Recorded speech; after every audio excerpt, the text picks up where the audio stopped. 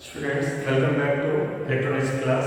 In our previous class, we have seen some of the introduction of electronics, and in our today's class, we will start with some basic ideas. So, we will start with electricity.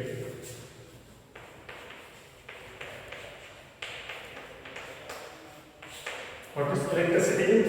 So, what is electricity? So, nowadays, our life is very tough to imagine without electricity, isn't it? So, electricity is nothing but the motion of electrons from one atom to another atom, or flow of electrons from one atom to another atom. That means what? Flow of charges. This flow of charges is called as what? Electric current. Okay. So, electric current is the product of what? The motion of charges, and this motion of charges is done by some external force, that is EMF, electromotive force. That is the voltage source or your current source, or we can say the AC or DC voltages, isn't it? So we will say that DC battery, isn't it? So a small cell which will be putting into your torch, isn't it? The torch cell,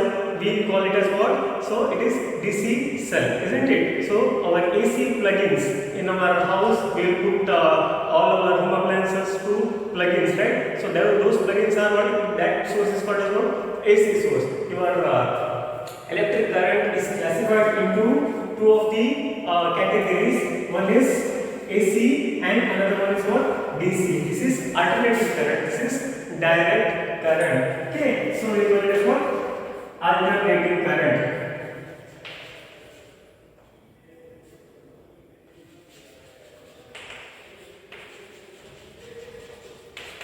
And this is called as direct current.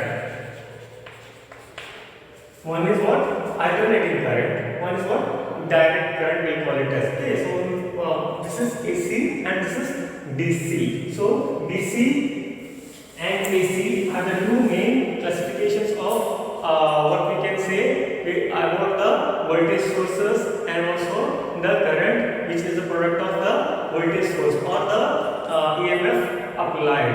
Okay, so electricity is the very essential need for us in day-to-day life. Okay, so let us start with the atomic structure. What is that?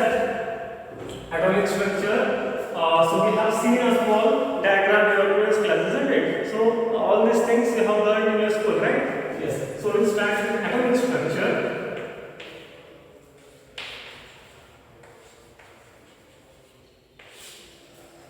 So in the atomic structure, we have a central nucleus which has got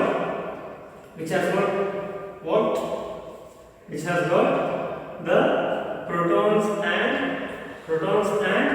neutrons, isn't it? Yes. So we will draw some of the particles over here so that we can understand what all are they. Okay, likewise, I have drawn some thing.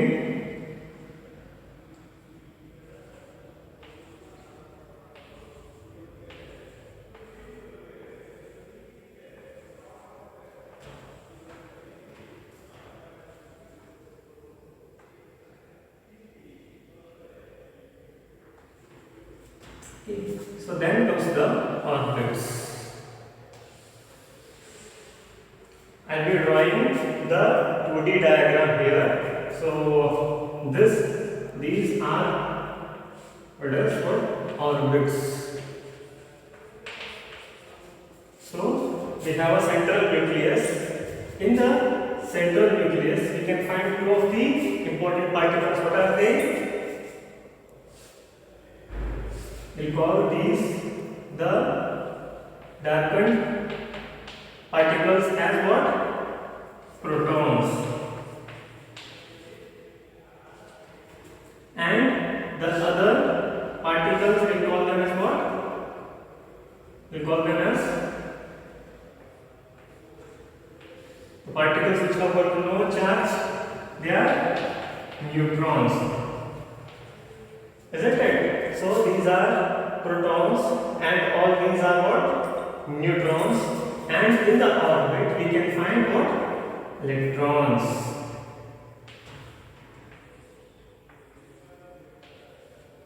In the orbits we can find what? Electrons.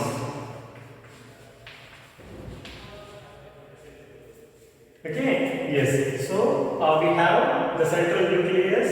In the nucleus we can find protons and neutrons, and total mass of the nucleus is all done by what? The mass of protons and neutrons.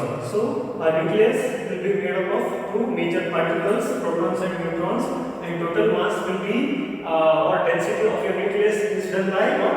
The protons and neutrons, and we will have orbits. Okay, we will have multiple orbits. It depends on type of matter. Okay, so how many orbits will be there, how many electrons will be there, how many protons will be there, that and all. It depends on the type of matter. Okay, yes. So we have first orbit, then we have what? Second orbit, and we will have electrons which will be on the orbit. So it is something like our solar system. So sun, and we will have what? We will have what? The planets revolving around the sun, isn't it? In some orbits, isn't it? So it is the same way here also. So, but they will be in a planar way. They will be rotating. But this is not so and so. This is not 2D thing. All 360 degrees. Okay. So here we can find electrons which will be revolving around the nucleus all 360 degrees. Okay. So I have shown only 2D view over here. Okay. So we have first orbit, then we have second orbit, we have electrons. Okay. Yes. So likewise we have different number of orbits and different number of electrons for each or particular different kinds of matters. Okay. Yes. So now here what I can say here is, now we will go for the mass of these particles. Okay. So I said that the total density or mass of the nucleus will be decided by what? Mass of proton and mass of neutrons, isn't it? Okay. Yes. So now I will be writing the appropriate weight of proton, neutron and electron. Single proton will be of how much weight? Then neutron. Then comes what? Electron. We have mass of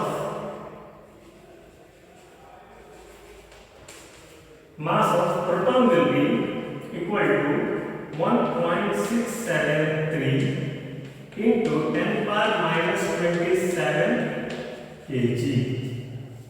Fine.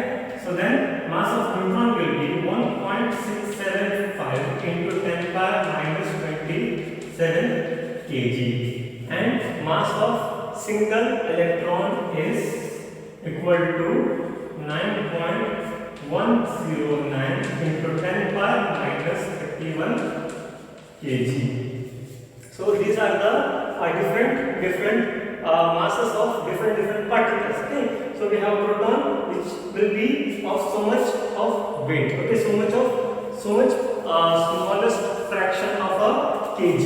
Okay. Into 10 power minus 27. Okay. So likewise we have neutron as what? 1.675 into 10 power minus 27, and one electron mass will be 9.109 into 10 power minus 31 kgs of weight. Okay. So it is very fine weight. Okay. So because these are like atom is what? Very fine or smallest particle of a matter is called as what? Atom. And atoms are the building blocks of each and everything in the world. Okay. Yes. Now this is all about your particle masses. And coming to the number of orbits or number of electrons, it depends on type of matter, as I said. Okay. So, and number of protons and number of electrons. Number of protons and number of electrons will be equal. Okay. So protons are what? They are positively charged particles. Neutrons have what? No charge. Isn't it? Okay. So neutrons have no charge. Electrons are what? Negatively charged particles. Isn't it? So number of protons and number of electrons will be equal always for a matter. Why? Because number of positive charges should equal to number of negative charges to make it to balance. Okay, to make your atom electrically neutral. So number of protons will be equal to number of electrons, or number of positive charges will be equal to number of negative charges. So it will be balanced. Okay, fine. Yes. So now what is charge? What is charge? What is charge? Charge means charge is something, or charge is a property of certain material which exhibits electric force. Okay, so a particle of an atom which exhibits electric force is called as what? Charge. Okay, so charges have a very important role in the production of or the flow of current. Okay, so it is all because of charges movement we have this current which is flowing in particular electronic device to make that particular device to get operated, isn't it? Yes. So we have said that electricity is the motion of electron from one atom into another atom. How is that gonna happen? Okay. So the charges which will be moving are what? Only electrons. Protons can't move. Neutrons won't be moving. Okay. So they will be in the nucleus. Okay. So we have only electrons in the orbits, and they will be revolving around the nucleus, and they will be moving whenever they get some energy to jump. Okay. So that energy can be because of heat or temperature rise, or that sometimes we have to forcefully make your electrons to or charges to move. That external force which will be applied is called as what? EMF, electromotive force. Okay, yes. So now we will see a diagram wherein we can see the motion of what we can say charges or electrons. Okay, yes. See here. So I will be drawing your two of the atoms. I will be drawing here. And we have protons and neutrons. We have protons and neutrons. Okay. So next we have what? Orbits. So we have some orbits. Okay. So we have orbits here. So I have drawn electrons on the orbit. Okay. So now how the flow of charges will happen to be? So here I have one electron which will be jumping from this particular atom A1 to atom A2. When it gets some energy to jump from this atom to this atom, so here it jumps from atom number 1 into atom number 2. So now the charge is jumping from one atom into another atom. Okay, that also in the outermost orbit of an atom. Okay, so there are many rules for the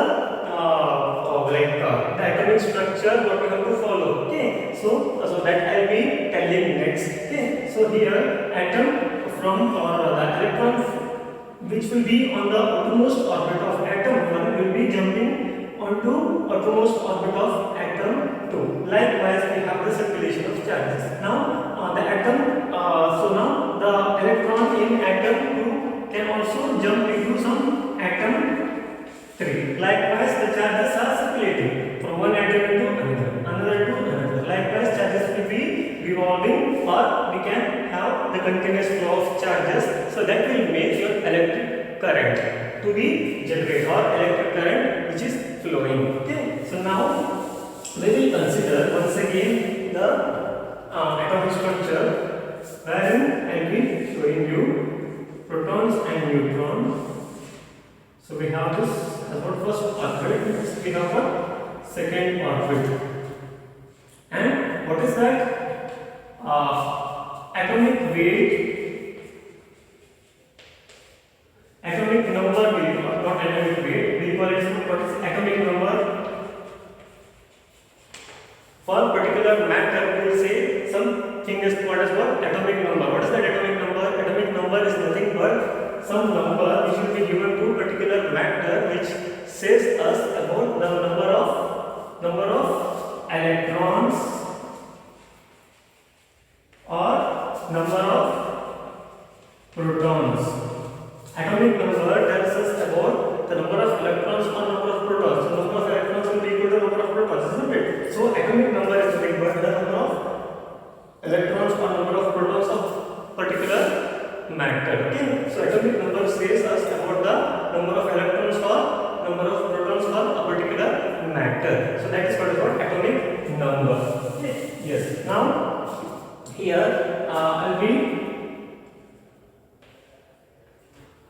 showing you some of the electrons. We have protons and neutrons in the nucleus, and in the orbits we have electrons. Okay. Now we will go to some of the rules. Okay. And depending on the depending on the number of atomic number, we will have a particular number of electrons for the particular atom. Okay. Yes. So now here the electrons. Here we will be calling these as what? Electrons, isn't it? These are what? Electrons. Okay. So now this is called as what? First orbit. Okay. So this is called as what? First orbit. This is called as what? Second orbit. Or we can say second orbit. Okay. So this is second first orbit. This is first orbit. This is second orbit. Okay. Yes. After this, so there is no we don't have any other orbit after this. For this particular matter or for this particular atom, we have only two of the orbits, and this is your first orbit, this is your second orbit, and this is the last orbit, isn't it? Yes. Now this outermost orbit or the for this atom, it is the second orbit. Okay. The outermost orbit is called as what? The valence orbit.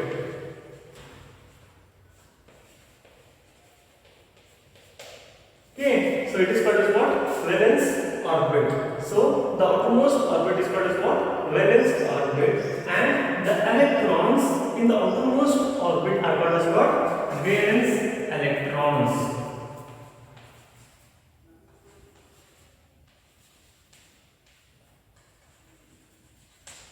So these electrons are called as what? Valence electrons. Okay, fine. So this is valence orbit. Outermost orbit is called as what? Valence orbit, and the atoms on the valence orbit are called as what? Valence electrons. Okay. So the electrons on the inner orbit, they are not called as what? Valence electrons. They are not called as what? Valence electrons, because they will be coming in inner orbits, isn't it? So only the outermost orbit is called as what? Valence orbit, and the electrons on the outermost orbit are called as what? Valence electrons. And these valence electrons are very important because they will decide the type of matter. Okay. So because only the valence electrons are the ones which will be moving from one atom into another atom to make your electric current. Okay, fine. Is that okay? Yes. So the inner the inner electrons or the inner orbit electrons, they won't be moving. Okay. So only the outermost orbit electrons or the valence electrons are the ones which will be moving from one atom into another atom. That is why valence electrons are very important, or the number of valence electrons is very important. Okay, fine. Okay. So and for the particular matter, the number of electrons on each orbit will be decided by a formula. So number of electrons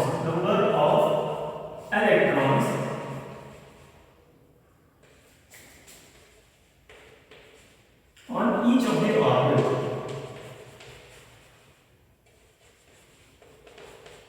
will be decided by a formula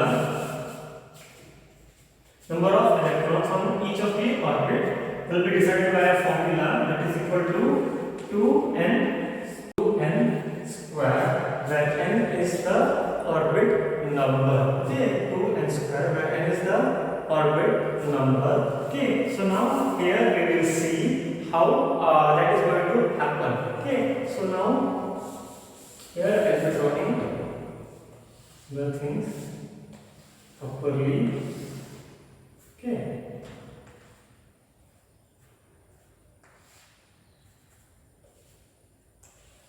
This is the first orbit. This is second orbit.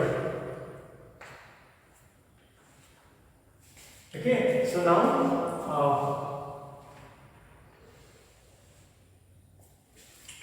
now, according to the formula, we will see for the first orbit.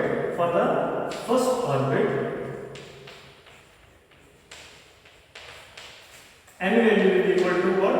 1. So if I apply for the number of electrons, will be equal to what? 2 1 square. 2 into 1 square, that is equal to 2 into 1, that is equal to what? 2 electrons. Okay, 2 electrons are possible on the first orbit. First orbit can have only 2 number of electrons. Fine. Okay, so now we will go for the second orbit. For the second orbit, the value of n will be what? 2. So this will be equal to what now? It is 2 into 2 square, that is 2 into 4, that is equal to 8. 8 number of electrons are possible on the second orbit. Okay, fine. Is that okay? Yes. So then coming to the third orbit.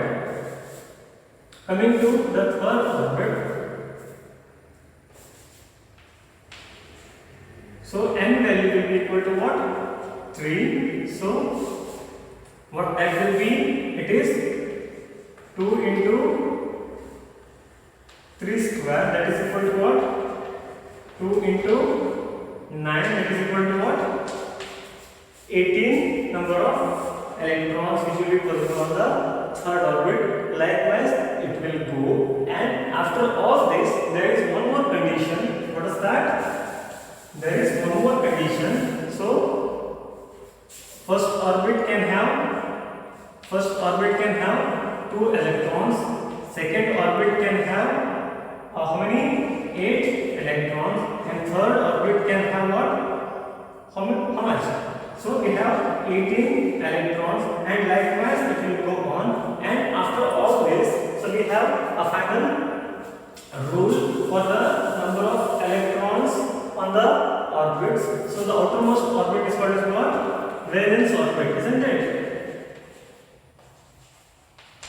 The outermost orbit is called as what? Valence orbit. The number of electrons on the valence orbit can be only what? Maximum of 8 electrons. So this is a very important condition. Okay. So maximum number of electrons which will be possible on the outermost orbit, on the valence orbit. The maximum number of electrons which will be possible on the outermost orbit or valence orbit will be equal to what?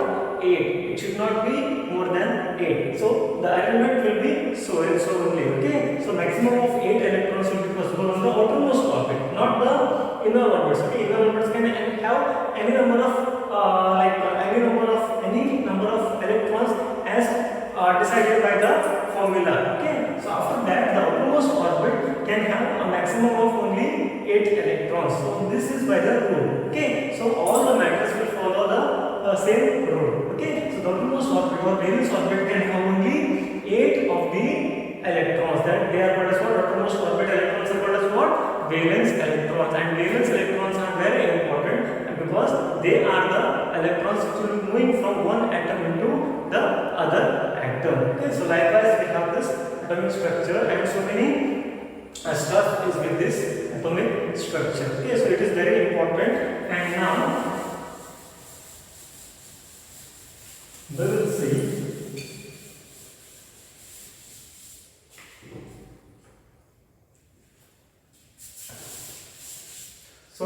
we will be applying some voltage, and with this voltage, current will flow. We will be applying certain voltage or EMF. With the help of EMF, we are making the electrons to move from one atom into another atom, so that the continuous flow of charge is happening and current is flowing. Okay, so now applying voltage, current will flow, the device will get the current and that device will operate. Okay, that device will operate. Now coming to the power, we say that power consumption. So when the voltage is applied, current will be flowing, and what is the power consumed? Okay, so we will say that what is the power consumed? Okay, so power is the thing what we have to say actually. Actually, power is what? It is the product of voltage into current. Okay, fine. Power is said as what? Voltage into current. How much voltage you have applied and how much current has flown over that, and all this calculation or this product is said as what? Power. So much of power consumed for that device to get operated. Okay, so much devices. So in your house, you might have seen your refrigerator, the star rating will be given, power rating will be given. So how much power that refrigerator is consuming. Okay, so we will be knowing all these things, isn't it? So we will have that electric bill, isn't it? So electric power bill will be coming every month in our house, isn't it? How we will be calculating? So how much duration, how many hours we have used particular device, and how much power that device has consumed in that particular 1 hour of duration. Okay, so in our house, so we will be getting our electricity bill for 1 month of duration, isn't it? So many units will be counted, isn't it? So it is all the power consumption. Okay, so the product of current and voltage is said as what? Power, and power is said in watts. Okay, so we will learn all these voltage, current and their units and all in further classes. Okay, for time being I have said about what is power. Okay, so we will be hearing that there is no power. Okay, so if there is no if your light goes off, if the light goes off, then you will say that power failure. What is power? Power is nothing but the energy consumed because of the voltage applied and the current which will be flowing into the device, and the device is operating for how many hours, and so much of power it will be consuming. It will be utilizing so much of power to get operated, isn't it? Fine or not? Okay, yes. So this is all about today's class, and in the next classes we will be learning about many of the interesting things what we have to learn as basic things to go into the subject. Okay, so this is all for today's class. Okay, thank you.